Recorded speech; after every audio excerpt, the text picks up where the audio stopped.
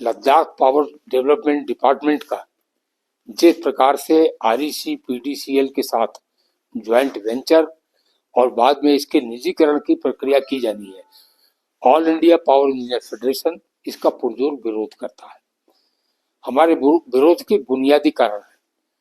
पहला कारण तो यही है कि लद्दाख एक बहुत ही सेंसिटिव प्रांत है।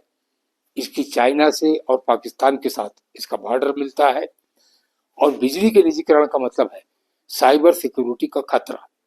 यह खतरा देश को नहीं लेना चाहिए, यह राष्ट्रीय हित में नहीं है, इसलिए इसको इस निजीकरण के फैसले को वापस लिया जाए। दूसरी बात यह है कि इलेक्ट्रिसिटी भारत के संविधान में, कॉन्स्टिट्यूशन में कॉन्करेंट सब्जेक्ट है। कॉन्करेंट सब्जेक्ट का मतलब ये होता है कि राज्य का और केंद्र का बराबर का अधिकार होता है। अभी जो ज्वाइंट वेंचर की बात है उसमें राज्य का तो 49% हो रहा है और केंद्र का जो आरईसी पीडीसीएल है उसका 51% हो रहा है। तो यह कॉन्करेंट लिस्ट पर है, इसका उल्लंघन हो रहा है, यह स्वीकार्य नहीं है। तीसरी बात यह है कि डिस्ट्रीब्यूशन इलेक्ट्रिसिटी का पूरे कंट्री में राज्यों के पास है, यह कहीं पर भी ज्वाइंट वेंचर में नहीं है। चौथी बात यह है कि आरईसी पीडीसीएल एक कंसल्टेंसी कंपनी है। आरईसी है रूरल इलेक्ट्रिफिकेशन कॉर्पोरेशन और आरईसी पीडीसीएल है rural electrification corporation power development consultancy limited. एक कंसल्टेंसी एजेंसी इस राज्य का, सीमावर्ती राज्य का डिस्ट्रीब्यूशन का काम संभालेगी, जिसको 1 घंटे का भी डिस्ट्रीब्यूशन का कहीं का भी पूरे देश में अनुभव नहीं है। यह भी अस्वीकार्य है, नॉट एक्सेप्टेबल। इससे अगली बात यह है कि ज्वाइंट वेंचर अभी हाल ही में जम्मू कश्मीर में 2021 में ट्रांसमिशन का और पावर ग्रिड के ज्वाइंट वेंचर की बात थी।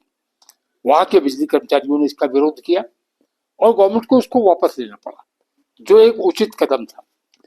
इसलिए यहां पर भी जो ज्वाइंट वेंचर हो रहा है इसको वापस हर हाल में लिया जाना चाहिए।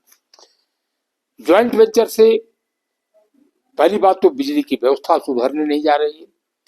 दूसरी बात, बिजली की दरें बढ़ेंगी। लद्दाख कोई कमर्शियल स्टेट नहीं है, लद्दाख के लिए बिजली कमोडिटी नहीं है, लद्दाख के लिए बिजली एक सर्विस है और यह सर्विस केवल सरकारी विभाग दे सकता है। सरकारी विभाग घाटा उठाकर भी यह सर्विस दे रहा है। जरूरत क्या है लद्दाख में? लद्दाख में जरूरत यह है कि जो लद्दाख का डेवलपमेंट हो रहा है पावर सेक्टर का, उस डेवलपमेंट के अनुरूप कर्मचारियों की भर्ती की जाए, इंजीनियरों की भर्ती की जाए, उनके नए पदों को बढ़ाया जाए, जिससे वो जो कंज्यूमर्स हैं उनकी समस्याओं को हल कर सके। यह कोई इंडस्ट्रियल स्टेट नहीं है, यह कोई कमर्शियल स्टेट नहीं है, यहाँ गरीब लोग रहते हैं, हिल स्टेट है जहाँ जाड़े के दिनों में बहुत ज्यादा बिजली की आवश्यकता होती है।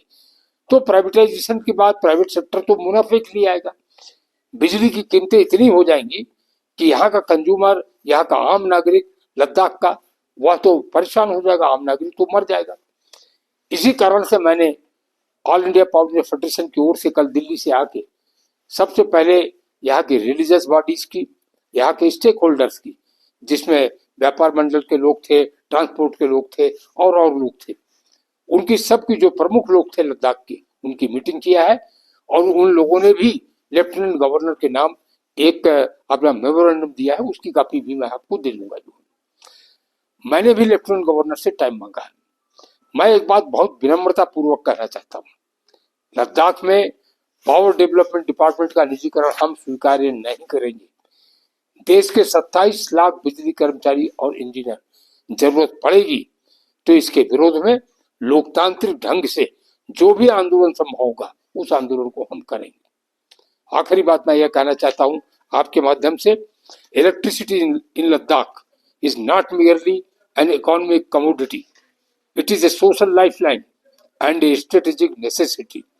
The proposed joint venture or privatization poses serious risks and concerns, including increased tariffs for poor consumers, loss of sovereignty control and over-critical infrastructure, heightened national security vulnerabilities. This is not acceptable.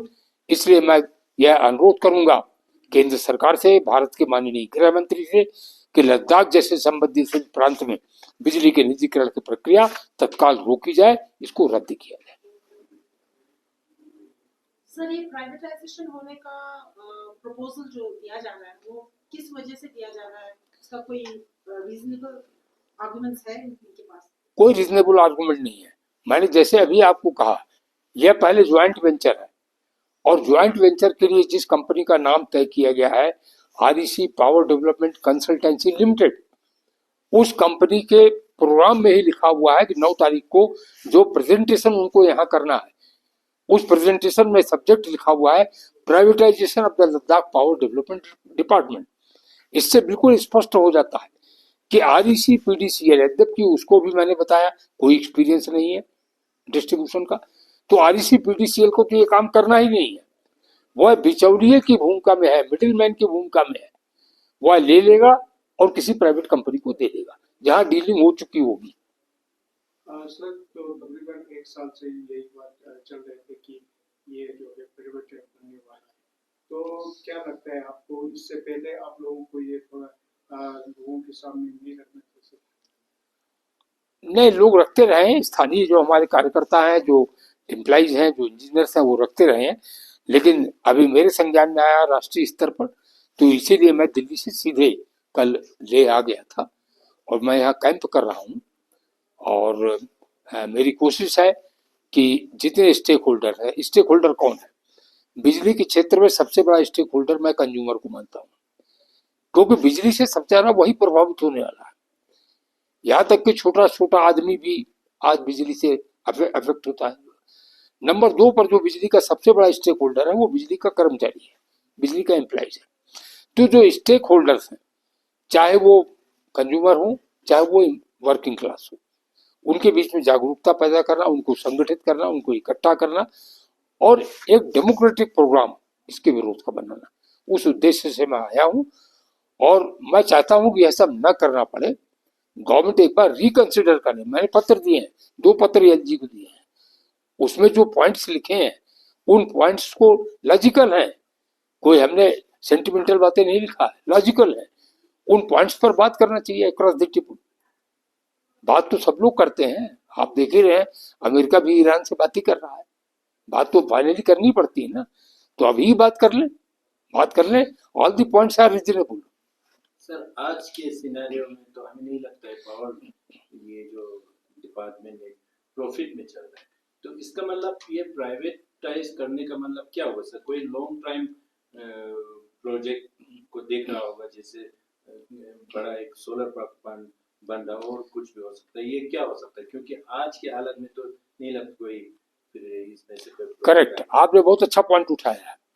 इसका जो MOU का draft बना हुआ है, उसी draft में लिखा हुआ है कि जितनी लॉस की लायबिलिटीज है वो गवर्नमेंट ले लेगी, जो कैश गैप इसके बाद होगा उसकी फंडिंग भी गवर्नमेंट करेगी।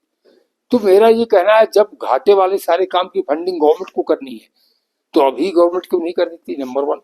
Number 2, your question is very valid.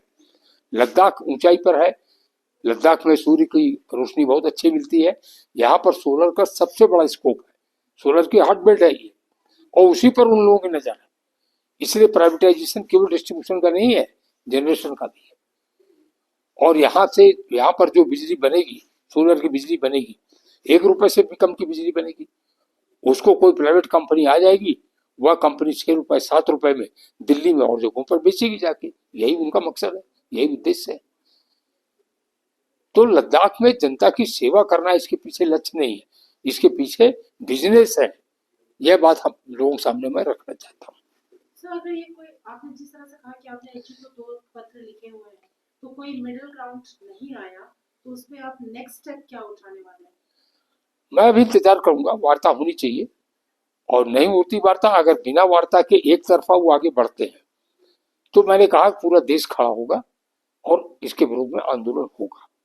और यह आंदोलन केवल कर्मचारियों के लिए नहीं, कंज्यूमर्स के लिए भी होगा, और सबसे ज्यादा लद्दाख की जो स्ट्रेटेजिक सिचुएशन है राष्ट्रीय हित में होगा।